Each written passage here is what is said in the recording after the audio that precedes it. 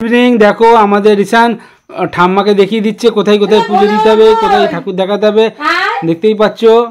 হ্যাঁ বাবা দেখিয়ে দাও তো কোথায় কোথায়। হ্যাঁ ঠাম্মাকে, হ্যাঁ ঠাম্মার সাথে সাথে দাও, যাও দাও কোথায় কোথায় দেখাতে হবে, যাও যাও যাও যাও যাও তুমি যাও দেখিয়ে দাও।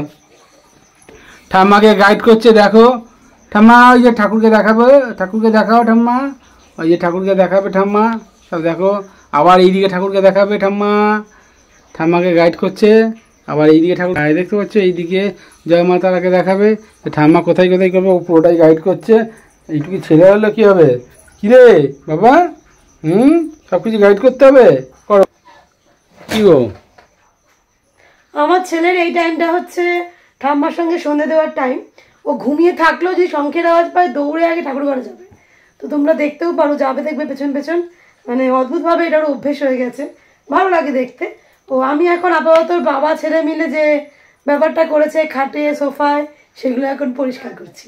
সবাইকে জানাই গুড ইভিনিং। চলে এসেছে রিসান ঠাকুর ঘরে। ঠাকুর ঘরে কি কি করতে হবে বলে দেবে। বাবা বলে দাও তো কি কি করতে হবে, ঠাম্মাকে কি কি করতে হবে বলে দাও, বলে দাও ঠাম্মাকে কি কি করতে হবে। পু বাজালো, তুমি জানো তো।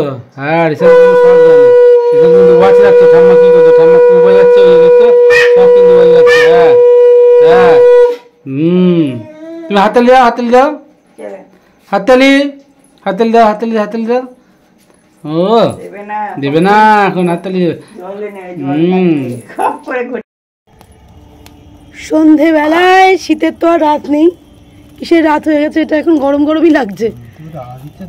হ্যাঁ একটু হাওয়া আছে তো। আর এই যে আরেকজন কত কাজ করে, দেখো দেখো এনে কাজ করছে ও। আর এখানে হচ্ছে আমাদের বেগুন পোড়া, কিন্তু আজকে উদ্দেশ্যটা একটু আলাদা, সেটা অবশ্যই নিচে গিয়ে জানাবো তোমাদেরকে। তো আগে আমার বর তার কাজটা ভালো করে করুক। বেগুন পোড়া বলবেন না, brinjal fire, brinjal fire, brinjal fire. হ্যাঁ বেগুন পোড়াটা কেমন লাগে, ব্রিঞ্জেল ফায়ার। ও হ্যাঁ বারবিকিউ চিকেন বলে, তাহলে barbecue brinjal, barbecue brinjal correct. আমাদের হলো বারবিকিউ ব্রিঞ্জেল, ঘরের তৈরি বারবিকিউ ব্রিঞ্জেল।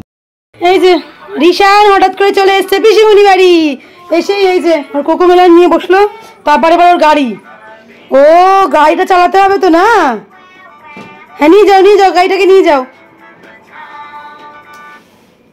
ওটা নেবে না, দাও, সে গাড়িতে এটা নেবে না, গাড়িটা ফাঁকা নিয়ে যাবি, যা চালা গাড়ি চালা। ও ওটা নিয়েই যাবি,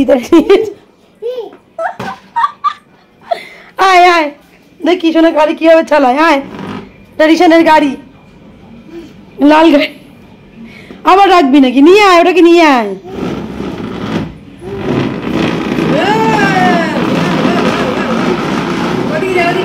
কি গো তোমার ছেলে গাড়ি চালাচ্ছে,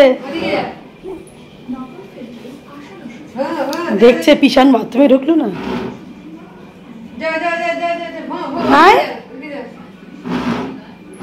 চিন্তা করছিস নাকি লজ্জা লাগছে, চালা। তুমি কি করছো? আমি খেলা দেখছি। ও তোমার ছেলে কিন্তু গাড়ি চালানো শুরু করে দিয়েছে, ওই যে ফার্মেসি আছে। হঠাৎ করেই চলে এসেছি 1 ঘন্টার জন্য জাস্ট দিতে পারি, একটু গল্প করে একটু আড্ডা মেরে তারপর বাড়ি যাচ্ছি।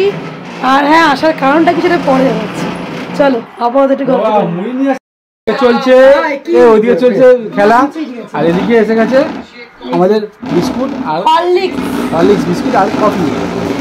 তো কফি কাপকে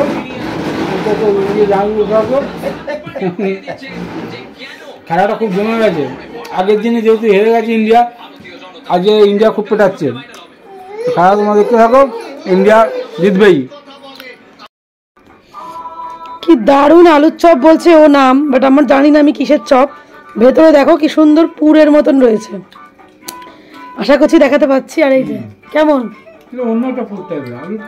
তাই না, আর এই যে একজনকে দেখো চেয়ারে বসে, কিরে আর তাকাবে না, এই যে সুন্দর বসে দেখে যাচ্ছে, তাই না, দারুণ না।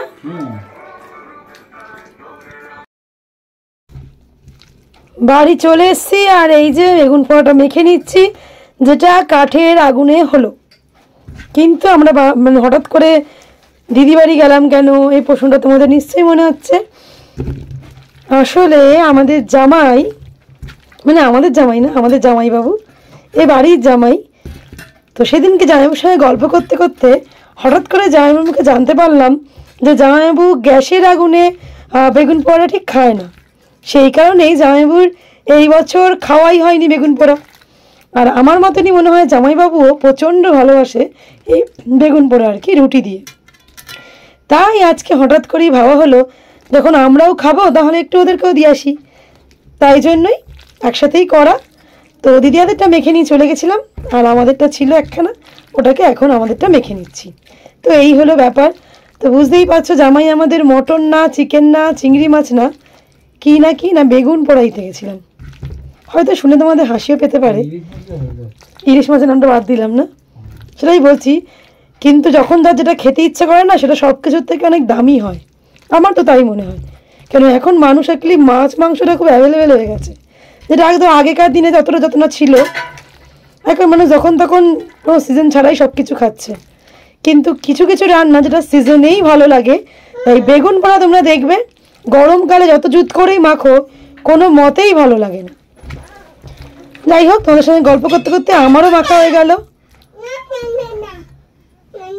কি করছিস তুই? কি আয়া ওর অ্যাড চলছে? ও ওর টিভিটা আসলে আমি সাউন্ড অফ করে রেখে দিয়েছি, তাই আমাদের ঈশান দাদা রেখে যাচ্ছে। ডিনার কমপ্লিট, এবার হচ্ছে বিছানায় যাওয়ার পালা। এই যে বিছানাও হয়ে গেছে, ঈশান ভেতরে করছে খেলা, কারণ আমরা এখনো কেউ বিছানায় যাইনি তাই। তো যাই হোক, আজকে সন্ধ্যের কিছুটা তোমাদের সঙ্গে শেয়ার করার চেষ্টা করলাম, আশা করছি তোমাদের নিশ্চয়ই ভালো লাগলো। আর ঈশানের পিসি বাড়িতে কি খেলা সেটাও দেখতে পেলে। তো ওটাই হচ্ছে ওখানকার ওর খেলা, ও ভালোই এনজয় করে, সাথে আমরাও এনজয় করি, সাথে ওর পিসি পিসান অনেকটা বেশি এনজয় করে, যার জন্য দুদিন একদিন হয়ে গেলে ওর পিছনে খুব মিস করে ওকে, যে এই আওয়াজটা আমরা পাচ্ছি না। যাই হোক, চলো আজকের জন্য এখানে শেষ করছি, আগামীকাল আসছি নতুন একটা ব্লগের সাথে। আজকের জন্য জাস্ট টাটা, অনেকটা রাত, সো গুড নাইট।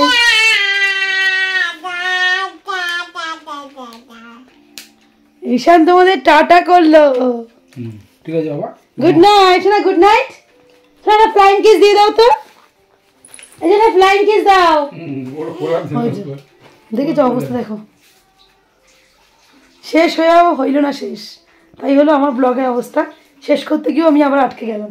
যাই হোক শোনা, এই সবাইকে ফ্লাইং কিস দিয়ে দে, এই যে দে, দেখো খুলে বেরোবে।